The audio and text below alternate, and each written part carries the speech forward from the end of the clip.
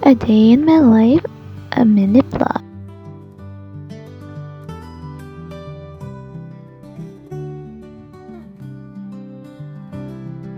Yung cute kong kapatid nagpapakit na naman. Ngayong araw uwi ako. Tinatid ako ng kapatid ko. Galing kasi ako ng Silangan. Guys, ang ganda dito ng daan sa may Balanakan. Kaya kami maglangoy sa Eco Park. Kung gusto nyo to guys, maganda sa Eco Park guys. Solo namin yung buong full. Kami lang talaga as in. And super mainit. Pero sulit and worth it talaga siya. Kasi napaka-peaceful and sarap maligo. Nga pala guys, yung paglangoy dyan, kaya mayroong ganong kulay dilaw.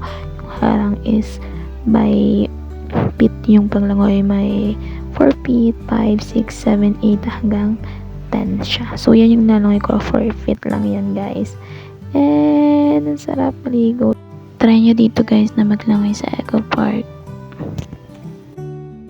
Yung nilalangoy ko naman ngayon is 7 feet. So, malalim na siya guys. At saka nga pala, yung entrance dito sa Eco Park is 100 pesos. Then, yung bayad sa cottage namin is 350. Lang na kinakain nila kasi guys, nanghingi kami ng mangga dun sa may unahan ng Eco Park. May puno kasi na mangga, ang dami ng bunga. So, nagsabi kami kung pwedeng humingi and they give it. Yeah, enjoy yung mga batang yan. Matamis kasi yung mangga, hindi siya maasim. Kaya, sarap niya kainin. Oh, enjoy ang batang yan. Sige lang, lagoy. Ang ganda sa Eco Park, guys. Super mainit, pero maganda yung tubig kasi ay malinis.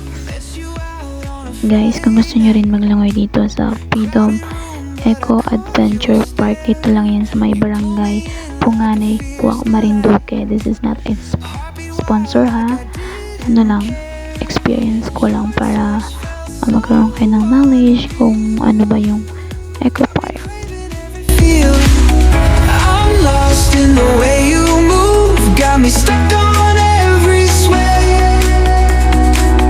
I don't know what I'm into, but I'm falling all the way.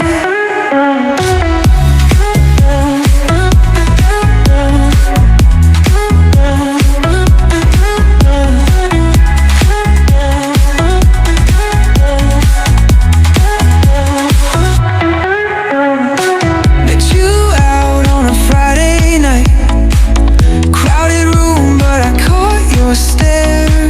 You pulled me in like a fierce delight, heartbeat wild like I didn't care. Touch felt so unreal, got me craving every.